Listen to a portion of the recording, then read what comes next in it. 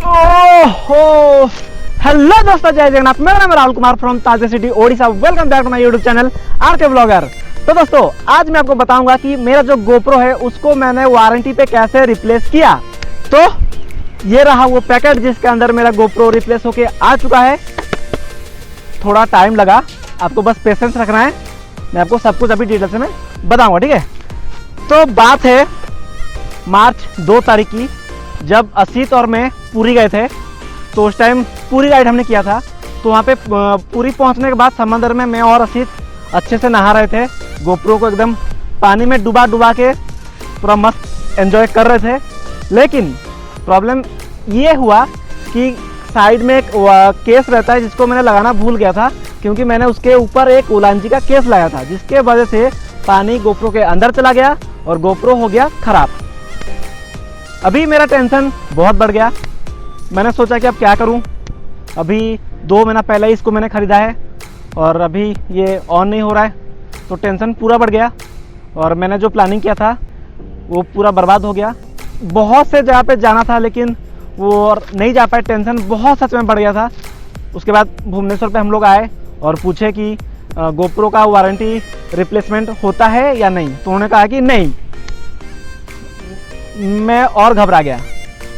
तो फिर फाइनली मैंने YouTube से सपोर्ट लिया और YouTube पे बहुत सारे वीडियोस देखने के बाद मुझे पता चला कि इसका कोई इलाज नहीं, क्योंकि इसका सर्विस सेंटर इंडिया पे है ही नहीं। इसको भेजना पड़ेगा सिंगापुर। तो मैंने बोला कि चलो ठीक है, अभी थोड़ा टाइम लगने दे, अभी इसको सिंगापुर में भेजूँगा।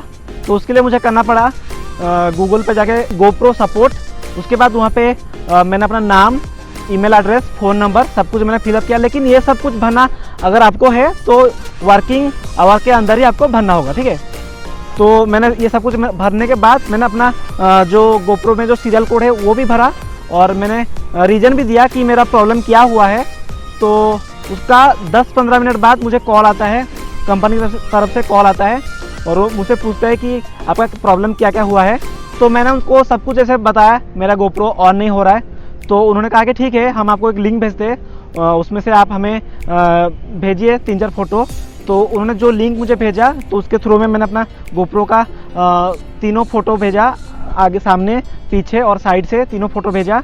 लेकिन तब तक मैंने उनको ये नहीं बताया था कि गलती मेरा है, ठीक है। तो अगर मैंने उनको बता देता तो मैं आगे और बढ़ ही नहीं पाता। वो वहीं से रिजेक्ट कर देते मेरे सीरियल नंबर को और मुझे वारंटी रिप्लेसमेंट आगे मिलता ही नहीं। तो उसके बाद मैंने सब कुछ भरा और जो बिल आता है, जब मैंने उसको परचेस किया था एक बिल आता तो उसका भी मैंने फ़ोटो उनको भेजा। तो उन्होंने कहा कि ठीक है, हम आपको एक लिंक भेजते हैं। तो उन्होंने मुझे ये सब भेजा था। तो ये रहा यूपीएस का स्कैन कोड वगैरह, ये एक है, और एक RMA फॉर्म, और तीसरा है एक इनवॉइस। तो ये तीनों चीज़ उन्होंने मुझे भेजा। उसके बाद उन्होंने मुझे कहा कि आप अपने नज़दीकी जो यूपीएस है वहाँ तक आप अपना गोप्रो को भेज दीजिए और उसके बाद वो हमारे पास आ जाएगा और हम उसको रिप्लेस कर देंगे। तो प्रॉब्लम अभी ये हुआ कि मुझे मालूम नहीं था कि ओडिशा में यूपीएस है कहाँ। मतलब ओडिशा में यूपीएस है ही नहीं। हम लोग का जो नज़दीकी यूपीएस है वो है जाके कोलकाता पे।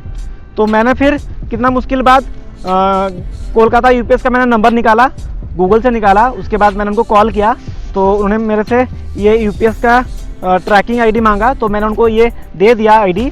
तो उनके पास मेरा नाम, पता सब कुछ आ गया। तो उन्होंने कहा कि ठीक है, एक नंबर लीजिए, वो लड़का भुवनेश्वर का है, उनको आप अपना गोप्रो दे दीजिए। उसके बाद वो हम तक भेजेंगे और हम सिंगापुर भेज देंगे। तो उसके बाद मैंने एक इस टाइप का एक पैकेट था, उसके अंदर मेरे अपने गोप्रो को जो प्लास्टिक का आता है ना, मतलब बबल्स का जो रैपर आता है, जिसे कि आप कभी कभी ऑनलाइन से सामान मंगाते हो तो उसके साथ जो बबल्स का रैपर आता है उसके साथ मैंने इसको भेज दिया। उसके बाद मैंने क्या किया कि मैंने उस बंदे को कॉल किया। तो उन्होंने कहा कि आपके नज़दीकी जो कोरियर है वहाँ तक भेज दीजिए, वो हम तक भेज देंगे और हम भेजेंगे कोलकाता, कोलकाता वाला भेजेंगे सिंगापुर। तो मैंने बस अपने नज़दीकी जो कोरियर है वहाँ पे जाके 100 रुपया दिया और उसको भेज दिया।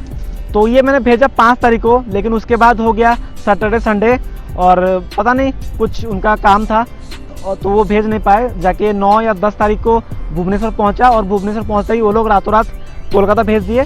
तो 10 या 11 तारीख को कोलकाता पहुंचा। कोलकाता पहुंचने के बाद मैंने ट्रैकिंग किया इस आईडी से।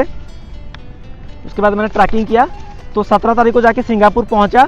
तब तक मैं ट्रैकिंग कर ही रहा था और 17 तारीख को मेरा गोप्रो सिंगापुर फाइनली पहुंच गया। उसके बाद 2 दिन बाद वो लोग 19 तारीख या 20 तारीख को वो लोग उधर से भेजे और मुझे मेल भी आ गया था। उसके अंदर उन्होंने कहा कि मुझे नया ट्रैकिंग आईडी देंगे, लेकिन वो मुझे मिला नहीं। पता नहीं उसका थोड़ा कुछ प्रॉब्लम होगा, मेरे पास नहीं आया।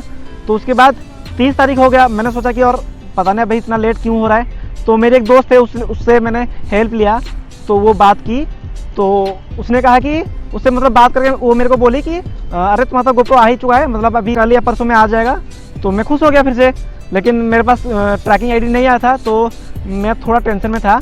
तो फिर 31 को मुझे दोपहर वही 12-1 बजे कॉल आता है और वो मुझसे बोलते हैं कि आपका एक इंटरनेशनल पार्सल आया है। तो मैं समझ गया मतलब क्या आया है।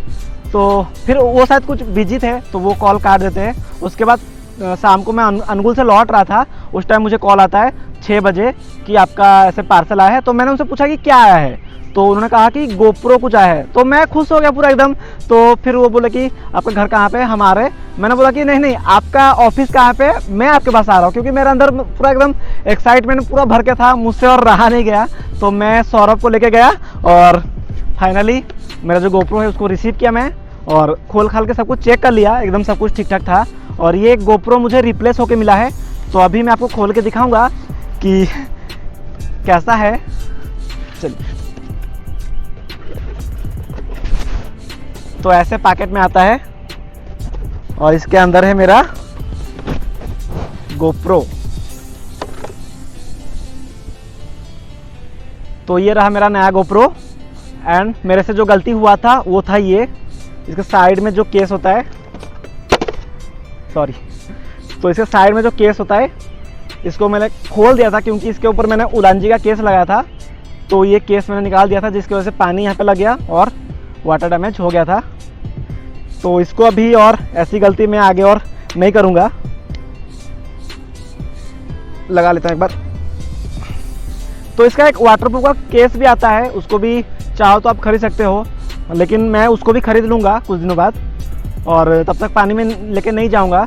तो इसको रिप्लेस करने में मेरा टोटल खर्चा हुआ, मैंने कोरियर वाले को दिया 100 रुपये और मैंने जो प्रिंट्स निकाला था उसका था 60-70 रुपये। और मेरा जो पहला कैमरा था उसके ऊपर मैंने लगा था टेम्पर्ड ग्लास, जो कि मुझे पड़ा था 320, मतलब 320-340 समथिंग कुछ।